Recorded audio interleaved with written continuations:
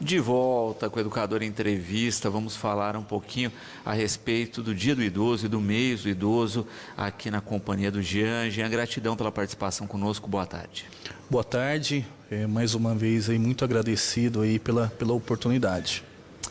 Jean, a gente já conversou outras vezes e a gente sempre fala de uma questão que é fundamental, que está muito clara e muito nítida, que é a questão do envelhecimento da população, da ampliação dos cuidados com a população idosa e com ainda o despreparo que a sociedade brasileira tem com relação a isso. Hoje a perspectiva de vida, ela aumentou, né? Estima-se aí em 2050 aí mais de 30 milhões de idosos, né? Então o envelhecimento ele vem à galopada, porém, né, o serviço ele não tem acompanhado. São criados alguns serviços, porém ainda a gente não consegue ainda atingir alguns públicos. Por exemplo, quando se fala, eu tenho lido muito sobre a terceira idade, como a filosofia entende sobre a terceira idade. Eu não lembro, né, qual foi o autor que falou a terceira idade ou a melhor idade, né? A melhor idade é para quem? Se olhar para o Brasil, para alguns idosos, podemos falar que é a melhor idade. E para aqueles menos beneficiados, menos privilegiados, será que é a melhor idade? E o que faremos para reverter isso, para melhorar isso? Exatamente. Porque isso, não é? A gente pensa na questão etária, mas a gente não pensa no trajeto disso, não é? E aí a gente tem diferentes idosos, não é? Tem aqueles que têm qualidade de vida porque cuidaram da saúde ao longo da vida, não é? Aqueles que não tiveram essa oportunidade, que muitas vezes, né, comprometeram a saúde com excesso de trabalho, de atividades, enfim. Aqueles que se planejaram para a velhice, até na questão dos recursos, e aqueles que não. Uma visão aí muito interessante, né? Porque hoje nós temos aqueles idosos que são privilegiados, que se prepararam e conseguem frequentar fazer um trabalho preventivo, né? E também nós temos aqueles que foram sacrificados pela mão de obra do trabalho, né? E vejamos bem, pessoas aí que trabalharam a vida inteira e hoje ele poderia estar usufruindo de um rendimento. E boa parte desse rendimento, 70%, vão em compras de medicamentos, né? Então, se olharmos bem aí a pessoa idosa no Brasil, eu divido aí em três posições. Aqueles que são independentes, que conseguem aí gerir o seu próprio trabalho, sua própria autonomia. Nós temos aqueles que têm uma parcialidade aí na dependência e nós temos aqueles que, digamos assim, que são os escondidos, né? Que têm uma dependência maior e que, infelizmente, né, são menos privilegiados aí na questão do capital mesmo, né? Há uma dificuldade muito grande em manter o serviço. Mas o Sistema Único de Saúde, ele fornece alguns serviços, mas você depende de um automóvel para levá-lo, você depende de um transporte público, você depende de pessoas, da família, enfim. Tem toda aí uma série de fatores aí que contribuem aí para essa pessoa. Exato. Uma outra questão que a Laura coloca aqui também, que eu acho importante, que no passado as famílias eram bem maiores, não é? E na velhice você tinha um apoio logístico e um amparo maior, com um grupo, né? Com divisão de tarefas, etc. O que não é uma realidade hoje, que acaba também gerando uma problemática. Exatamente, Laura. Hoje, né, pegando um pouquinho a sua pergunta, se a gente for olhar aí para o mercado de trabalho, se a gente for analisar aí desde o início da Revolução Industrial, da Revolução Francesa, pensar no mercado de trabalho, hoje falando um pouquinho do empoderamento feminino, né? Hoje a mulher está inserida no mercado de trabalho, por mais que as famílias antigamente eram famílias grandes, mas quem cuidava desse idoso em casa era a filha mais velha, ou era a única filha que esse idoso tinha. Então eu também vejo a questão desse protagonismo da mulher também no mercado de trabalho. Isso também influencia, né? Esse empoderamento, essa alavanca aí da mulher também está trabalhando, né? Por quê? Você pega, a gente chama de bode expiatório, quando o idoso ele tem aquele cuidador predileto. E 90% é a mulher, é a filha ou é a neta. A gente fala que é aquela pessoa que ele mais xinga, que ele mais ama, porque é a que cuida, né? Então, mais uma vez, antigamente as famílias sim, eram grandes. Só que boa parte desses cuidados eram destinados à mulher ou às mulheres, seja ela a filha mais velha ou a filha mais nova, a neta, enfim. Então hoje esse empoderamento da mulher no mercado de trabalho, ele diretamente interferiu também na questão do cuidar desse idoso. Exato. E também, não é, a gente pensava numa rotina doméstica com uma movimentação maior. Né? Você tinha o grupo familiar com mais pessoas que ficavam ao longo do dia na residência, o que não acontece hoje, né? Em função do mercado de trabalho, ingresso mais pesado das mulheres no mercado de trabalho. Então também uma questão é que esses idosos perderam apoio ao longo do dia. Exatamente. E também tem a questão tecnológica, né, que acabou influenciando muito. Eu converso com várias pessoas, as pessoas falam assim, olha, a gente tinha família enquanto a minha avó ou meu avô era vivo. A partir do momento que morreu, a família não se reúne mais, né? E olhando também a questão da sociedade, hoje a sociedade ela está preparada em questão de paciência, em questão de dar autonomia a esse idoso. Como que nós da sociedade olhamos a pessoa idosa no Brasil? Nós temos duas vertentes de olhar o idoso, a pessoa idosa hoje no Brasil, olhar como sábios e anciões, e temos aquela vertente de olhar, né? Olha, é velho, ele está gagá, né? Então, há de se discutir um trabalho diante da sociedade. Eu questiono muito a questão da educação. Eu sempre falo, isso eu falo até em sala de aula, que a educação ela tem que estar acima da saúde. Porque você consegue inserir a importância dessa pessoa idosa no ensino fundamental.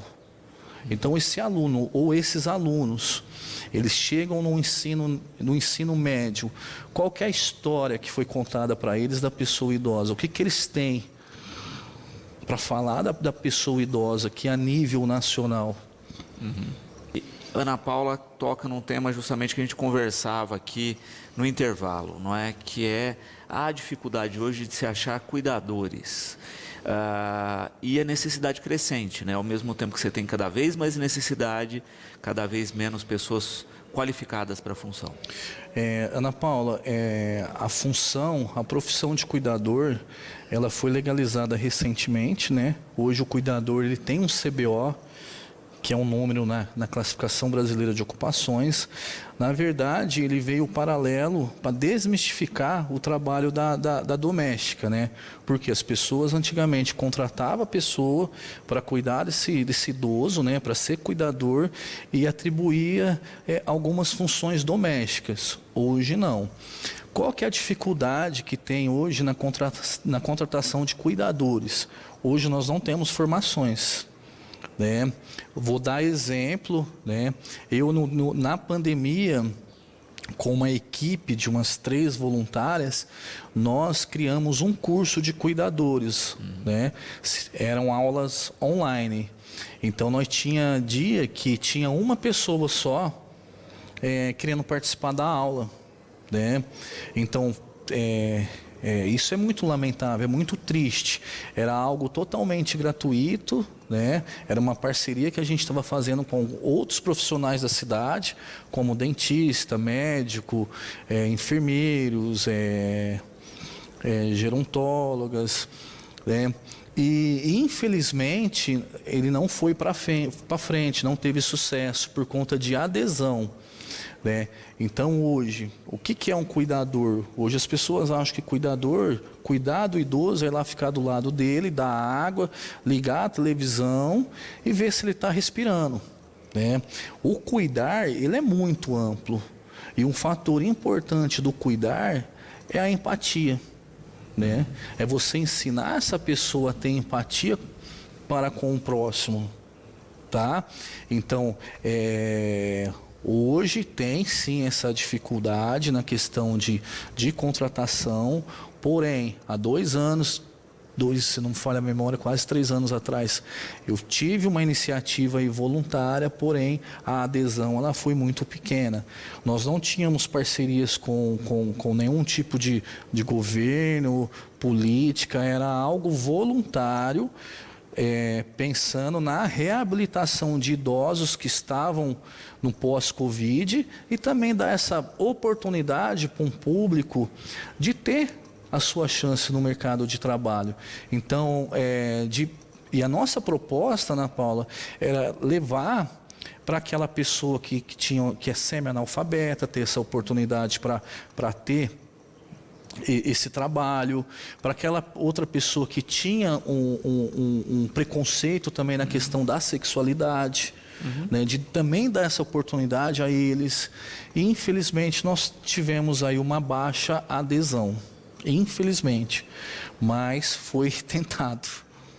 E de fato, não é um caminho, como a gente falou, né, que só tem a tendência em aumentar, né, o número de pessoas que necessitam desse tipo de profissional, e a gente não tem profissional, ou seja, né, você aí que está em busca de espaço no mercado de trabalho, não consegue uma vaga, etc., ter uma possibilidade de uma qualificação aí como cuidador é certeza de estar no mercado e de estar sempre empregado. Sim, né? É um mercado que ele tem crescido muito.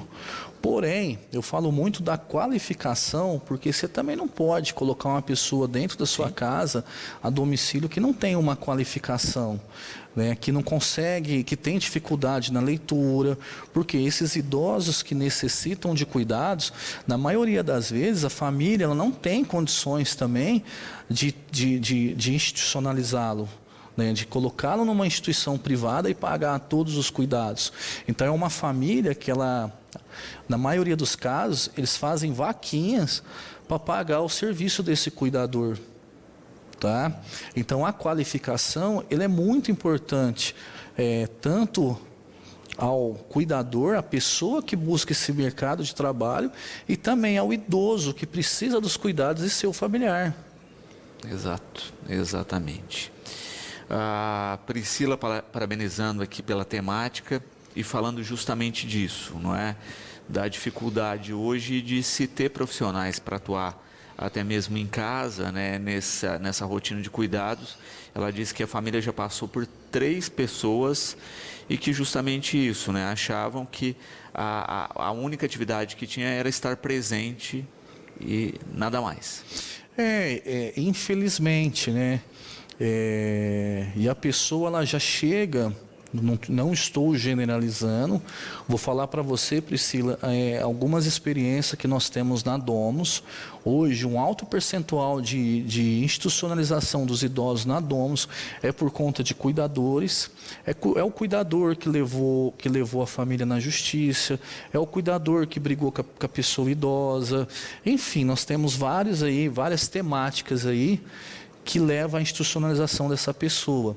Hoje o cuidador, ele entra no domicílio dessa família, ele leva um caminhão de problemas, né? Ou seja, ele não tem a qualificação, ele não tem a capacitação suficiente para saber separar, né? Por outro lado, Priscila, nós temos a enfermagem, né? Hoje a enfermagem a nível Brasil, hoje nós estamos passando aí por uma atualização do piso salarial, e te falo com bastante propriedade que hoje a cada 50 alunos que formam para enfermeiros, 3, no máximo 5 quer trabalhar diretamente com a pessoa idosa. Tá? Lembrando que um bom percentual, acima de 50% das internações hospitalares, são de pessoas idosas, ou seja, pessoas que estão a domicílio, que têm um cuidado aí, né, digamos, para família bem distante, porque não tem a qualificação, ele acaba caindo, acaba quebrando um fêmur e acaba sendo hospitalizado. E isso também é um fator muito preocupante. A pergunta que eu faço, até quando o nosso sistema de saúde aguentará essa crescente? E Bianca, parabenizando aqui, Jean, e colocando uma questão que a gente tratava, né, dessa nova perspectiva, dessa nova ótica. E a Bianca colocando, antigamente a gente tinha muito a questão da casa de repouso. E ela coloca uma coisa que a gente até comentava aqui, que é uma nova realidade, que muitas vezes se carece, da casa que não seja para repouso, mas que você possa deixar o idoso durante o dia, enquanto trabalha, né? Muitas vezes as pessoas chamam até de creche para idoso, não é? Que de fato é um perfil cada vez mais crescente, né? A família não quer abrir mão do contato com esse familiar, mas ao mesmo tempo fica preocupada de deixar ao longo do dia sem os devidos cuidados. Bianca, quando lá por volta de 2010, que começou a se falar sobre o público idoso, que se começou a preocupação dessa crescente, foram abertos aí casas de repouso aí, ó, à vontade, né? E depois elas acabaram fechando por conta de poucas atingir aí as normas aí suficientes segundo a Anvisa, né? Hoje o termo casa de repouso ele não é mais utilizado, porque quando se falava em casa de repouso, você pensava muito num depósito, eu coloco lá, fica lá, né? Hoje a gente fala já de instituições de longa permanência dia. Hoje em Batatais, infelizmente, esse tipo de serviço que você acabou de citar, Bianca, só tem a Domus, se não falha a memória. Hoje só a Domus, que é uma instituição privada, né? Ou seja, nós não temos ainda nenhum convênio com o sistema público, né? Então hoje, olhando para Batatais, realmente tem essa carência dessa instituição, porque hoje nós temos alguns programas primários muito bons. Nós temos lá o Lar da Infância, que é muito bom, né? Nós temos o CASE, que é muito bom. Porém, e as pessoas que elas não conseguem se encaixar no perfil desses dois programas, aonde ela vai estar inserida, né? Longe de mim falar de política, né? Não estou falando de política, não culpo nenhum político, né? Nota-se que existe essa carência, mas por outro lado também é muito caro também para você oferecer esse tipo de serviço, né? Eu acredito que é uma temática aí os nossos aí parlamentares aí, né, se preocupar, né? Porque hoje, infelizmente, Batatais nós só temos a Clínica Domus que oferece esse tipo de serviço. Porém, ele não é específico só para isso. Então lá nós temos a creche, como nós temos a pessoa que só vai de noite, nós temos o internato. Então não é um serviço destinado somente para creche.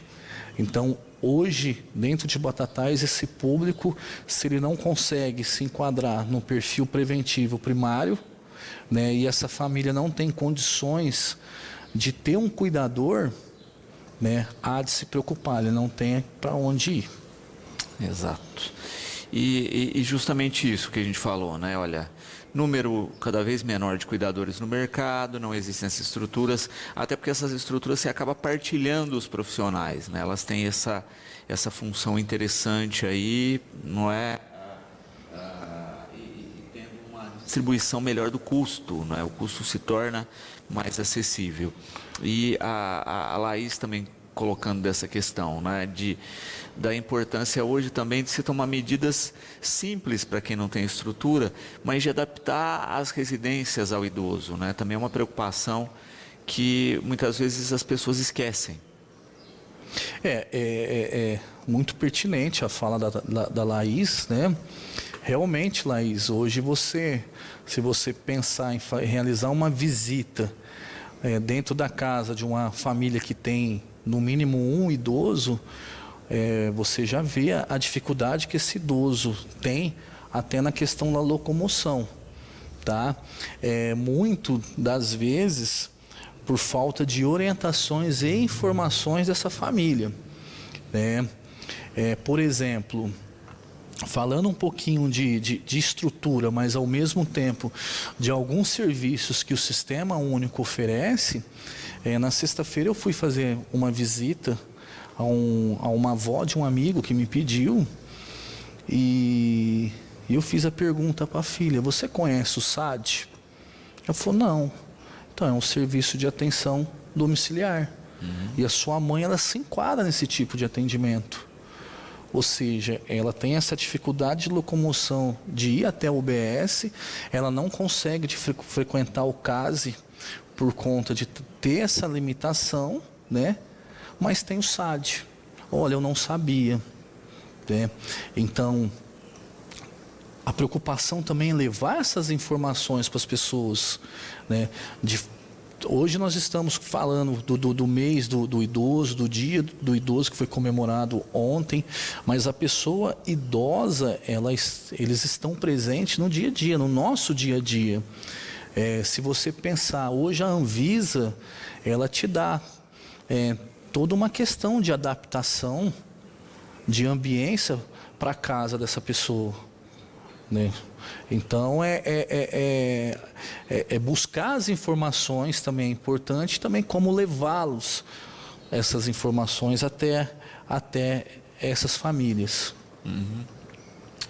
Já também é interessante isso, né? A gente tem esse conjunto de serviços oferecidos que cada idoso tem um perfil também, né? Como você estava citando aí, o próprio CASE, né? As próprias ações aí de atendimento de saúde, de fisioterapia, enfim, né? Toda a gama, mas que muitas vezes as pessoas desconhecem ou também a gente tem a limitação do atendimento, né? Em algumas estruturas a gente tem, infelizmente, a fila de espera, né? O que acaba deixando muitas famílias aflitas ou tentando encaixar o idoso em programas que não são necessariamente aqueles que eles precisam. Exatamente, né? Hoje, se a gente for olhar aí a demanda reprimida ou as demandas reprimidas aí no país são altíssimas, né? Infelizmente ainda nós estamos voltados muito para o assistencialismo, né? Por questão dessas informações. Pegando um pouquinho aí o leque, na semana retrasada eu fiz uma visita na unidade de pronto atendimento, na UPA, com os alunos do 4º ano de enfermagem, e de cada 10 pacientes que estavam ali, 8 eram idosos, né? E se a gente for fazer um levantamento, o que esse idoso está fazendo ali? É um pico de pressão que ele teve, né? Ou ele passou o dia todo aí sozinho, sentindo uma dor, esperou a família chegar para ir até a unidade de pronto atendimento. Então,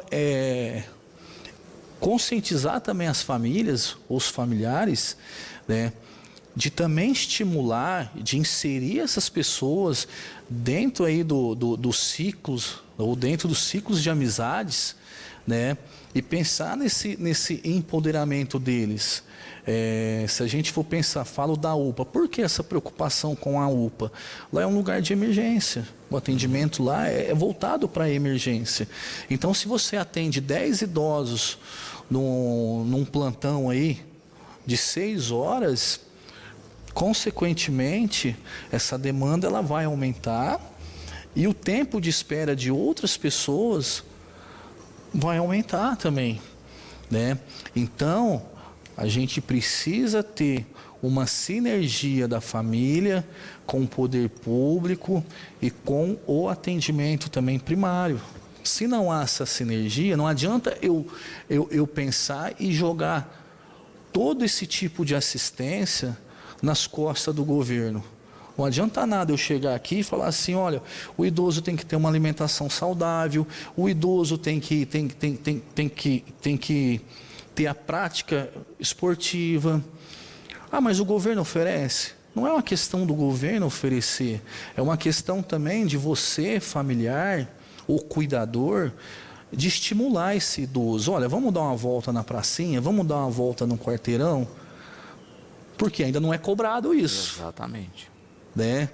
Então, também partilhar dessas responsabilidades, saber o que é direito, sim, mas também o cuidar com a pessoa idosa é um dever. Uhum. Exato. E é o que a Júlia coloca também, né? Essa questão das ações de lazer para o idoso, né? Porque a gente também tinha no passado, ela coloca aqui, né? Um conceito muito fechado disso, né? Hoje você tem idosos que fazem prática esportiva, enfim, né? Que desenvolvem uma série de atividades que acabam hoje não tendo opção para todas essas atividades. O idoso, a pessoa idosa, eles gostam de se sentir assim, ambientado. É que eu sempre falo, né? O pessoal aí de academia que quer estimular a pessoa idosa a frequentar a sua academia, vocês têm que adequar esse serviço para essa pessoa idosa. Eu não vou estimular o meu avô a frequentar uma academia de marombeiro, por exemplo. Ele não vai se sentir à vontade, né? Olha, eu quero criar um atendimento de hidroginástica para essas pessoas. Então eu vou ambientá-los, né, numa faixa etária que eu possa estimular a convivência.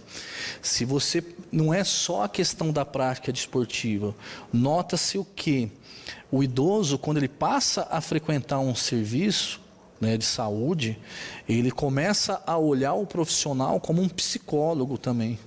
É impressionante.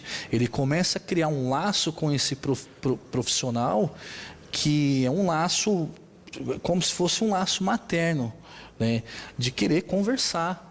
E muitas das vezes, assim, de suprir essa carência que ele tem dentro do seu âmbito familiar com esse profissional. Então nós também temos aí, né, isso vai uma dica aí para os proprietários aí de academias ou serviços de personal, de pensar nessa ambiência, nessa estrutura para essa pessoa idosa. A Cláudia colocando um quesito simples, né? Se determina idoso a partir dos 60, né? Mas ela coloca isso, né? Quem tem 60 hoje não é a mesma pessoa, não é um perfil de 20 anos atrás, né? Ela pergunta se acredita que a gente vai ficar nesse perfil ou a gente tende a expandir um pouco mais essa faixa etária. Ô Cláudia, boa pergunta. Inclusive a ONU, Organização das Nações Unidas, né, tem uma fala que eles consideram idosos, eles dividem idosos em 3 categorias, né? Do 65 aos 70, 75 a 80 e depois os anciões, né? Então a ONU ela já tem uma visão diferente, né? E olhando também para os países desenvolvidos. Hoje um país desenvolvido, a perspectiva de vida é em torno de 75 anos. Falam-se, isso, as pesquisas, né, científicas mostram que em 2050, nesses países desenvolvidos, a perspectivas de vida atingirá 90 anos. Né? Então nós temos aí uma mudança sim em perfis de pessoas idosas. Hoje nós temos pessoas idosas inseridas na sociedade que tem 60, 61, 63 anos, que ele não considera, que ele não se fala, eu não sou uma pessoa idosa, né? Porque ele é ativo, ele tem a sua autonomia. Porém, Cláudio, nós estamos falando de Brasil, tá? Infelizmente, nós estamos falando de desigualdade. Então, quando eu falo, você fala assim, a pessoa está na melhor idade. A melhor idade ela é para um, que é diferente do outro. Né? Então, a gente, infelizmente, olhando para a desigualdade, a gente tem que ser generalista. Né? Porque ainda temos pessoas de 60 anos, né, considerado pessoa idosa, cheio de comorbidades, infelizmente, necessitando de auxílio, necessitando de ajuda, né? Mas se olharmos para os países desenvolvidos, como eu citei, o que a ONU prega, já começa a ter uma outra visão. Exatamente. E de fato, né, a gente percebe isso, né? Muitas pessoas continuam no mercado de trabalho, tem, né, enfim, uma gama de atividades aí e não se enquadram, né, nesse conceito. Também é bacana a gente pensar, e é o que o Rubens coloca aqui, né, a respeito dessa rotina dos cuidados que a gente vinha falando, mas do planejamento do cuidado, né, que é uma coisa que a gente fala há pouco. Né?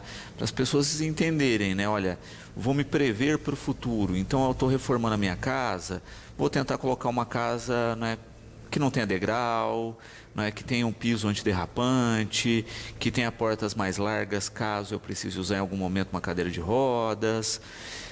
É uma coisa que na rotina não passa pela cabeça das pessoas. Verdade. O Rubens, é interessante, eu ministro uma disciplina na universidade que fala sobre a saúde do idoso, né?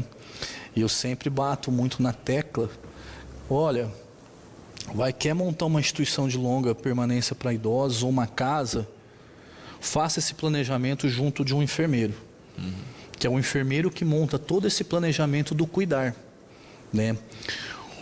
Hoje, o que vemos, o que é feito, às vezes o idoso ele tem uma dificuldade na questão da ambiência da casa, né? Por exemplo, se há 5 anos atrás ele ia no quintal cuidar das galinhas, hoje ele não vai mais. E a família, o que acontece? Ele começa o quê? A se esconder. Ele tende a ficar mais no quarto, ele tende a ficar mais recluso. E a família, por hipótese alguma, passa pela cabeça que ele começou a ficar com um problema psicossomático pela falta de ir no galinheiro. Ou seja, a ambiência, a estrutura para o idoso ir até esse galinheiro é impossível. Né? E o que acontece? O que esse familiar faz? Olha, eu vou procurar um profissional, um neurologista, psiquiatra, para entrar com ansiolítico e melhorar e curar esse quadro depressivo do meu pai ou do meu avô, tá? Porém, o que se nota-se? Muitas das vezes pode-se evitar o ansiolítico, ou seja, de olhar para esse idoso e falar assim, qual que é a sua dificuldade? E ter uma visão, a gente fala aquela visão estrangeira, né? Uma visão crítica. Olha, o que está faltando para esse idoso, para essa pessoa idosa estar inserida?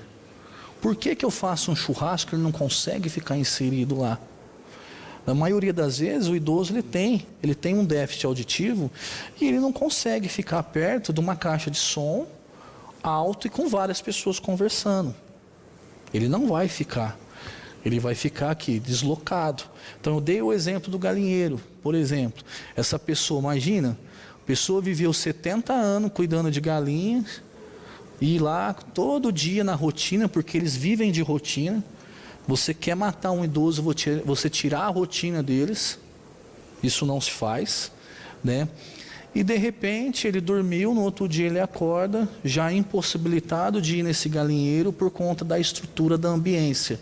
Ou seja, ele tem uma fragilidade, né? Porém ele não consegue. E o que foi feito para favorecer essa pessoa idosa em dar continuidade ao seu lazer?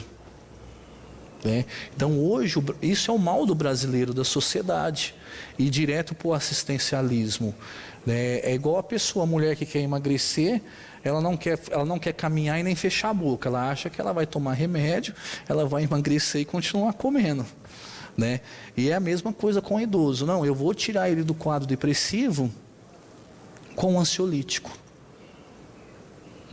E se a gente for olhar as consequências de tudo isso, falo que isso daí é digno até de uma aula, de uma tarde, de falar o quanto há de riscos, né, ao invés de benefícios. Sem dúvida, né? Ao invés de tentar criar uma infraestrutura, né, que esse idoso reconecte com atividades que ele gosta, né, fazendo toda essa diferença. Exatamente. E o que acontece, né? Essa pessoa ociosa dentro de casa, limitado em realizar os seus prazeres, ele vai ter dificuldade para dormir, ele não vai dormir, ele vai perambular à noite, aí...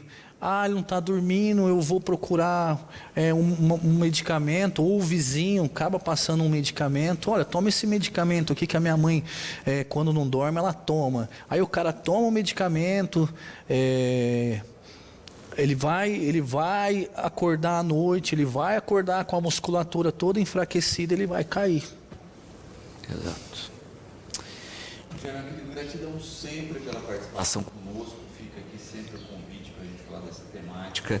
Espero que a gente tenha pelo menos provocado as pessoas a pensarem um pouco mais aí, em dar mais qualidade de vida aos idosos, e fica sempre o convite aqui para a participação no programa.